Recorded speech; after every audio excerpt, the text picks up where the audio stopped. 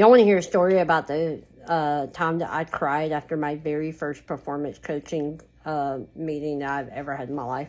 So this is a few years back. I had asked to coach with somebody within our company, and just specifically around the sales and the performance side of my business. And so I, up to that point, had been very used to just like getting on coaching calls and talking about my life and my business and whatever. And he had asked me to make sure I have my numbers in, and so I asked for this. So I'm like, yeah, okay, cool. I don't know what I thought was going to happen on the other side, but we get on the Zoom call, and it was a Friday afternoon. I remember it was a Friday afternoon, and so we get on the Zoom call, and he opens up my numbers, and he starts going through them, and it becomes very apparent to him very quickly that I wasn't very confident in my numbers.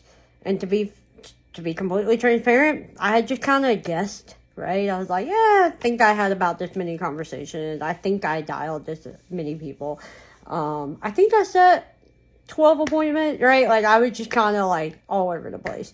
And everything was, I think. I feel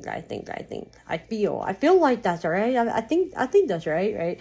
And so he just stopped dead in his tracks. He stopped sharing the screen, and he looked at me right through the Zoom screen, and he said, so basically what you're telling me is I'm not coaching you right now. I'm coaching some other person, and this is some other person's numbers for this week. And it just kind of hit me. I was like, oh. And he did what a good coach does, right? He held me accountable in that moment, and he said, don't show back up without having hyper accurate numbers.